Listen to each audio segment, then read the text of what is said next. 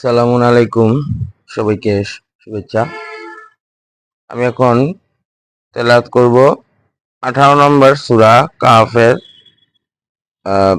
27 নম্বর আয়াত। আউযু বিল্লাহি মিনাশ শাইতানির রাজিম। বিসমিল্লাহির রহমানির রহিম। রব্বি জিদনি ইলমা। ওয়াতলু and recite মা উহিয়া। হোয়াট মা শব্দের অর্থ হোয়াট, উহিয়া যা ওহী করা হয়েছে, ইলাইকা তোমার প্রতি, মিন কিতাবি রব্বিকা রবের কিতাব থেকে তোমাকে যা ওহী করা হয়েছে তা আবৃত্তি করুন বা পাঠ করে শোনান। লা মুবাদ্দিলা লিল কালিমাতি, আল্লাহর কিতাবের কোনো চেঞ্জ নাই।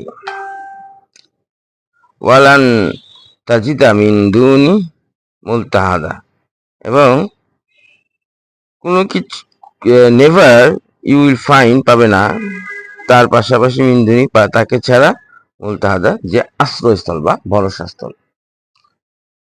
এখানে একটা খুব ইম্পর্টেন্ট বিষয়, সেটা হচ্ছে যে যে আল্লাহর কিতাব কিন্তু কোরআন না, কথাটা বুঝতে হবে।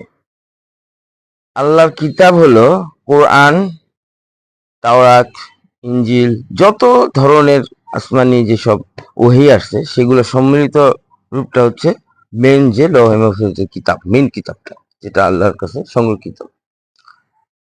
তো সেই কিতাব থেকে যা ওহী করা হয় তাই আল্লাহ তাআলা রাসূলকে পড়ে শুনাইতে বলতেছেন, পড়তে বলতেছেন। এদিকে আল্লাহকে বলতে বলতেছেন না নিজেকে বলতে বলতেছেন। নিজে নিজে বলে তো কোনো লাভ নাই, আরেকজনকে বলে শুনাইতে হবে। তার মানে একজনকে শুনাইতে হবে, না শুনাইলে আসবে কেন? এখন এই শুনানোটা রাসূলের প্রতি যেগুলো ওহী নাযিল হচ্ছে সেটাই শুনাইতে হবে।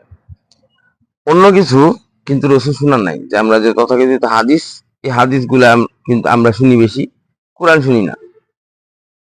এই জন্য কোরআন তেলাওয়াতকে আমাদের প্রাধান্য দিতে হবে। আর আল্লাহর কালামের কোনো চেঞ্জ নাই, বাক্যের কোনো পরিবর্তন হয়নি, যা আছে তাই, কোনো পরিবর্তন হবেও না কিয়ামত পর্যন্ত। কিন্তু বাকি যা কিছু আছে সবই কিন্তু পরিবর্তন হয়ে যেতে পারে, কিন্তু কোরআনের কোনো পরিবর্তন হবে না। সবাইকে আল্লাহ তাআলা বোঝার তৌফিক দান করুক এবং বেশি থেকে বেশি কোরআন বুঝে বুঝে পড়ার তৌফিক দান করুক। সালামুন আলাইকুম, সবাইকে শুভেচ্ছা। আসসালামু আলাইকুম। আলহামদুলিল্লাহি রাব্বিল আলামিন।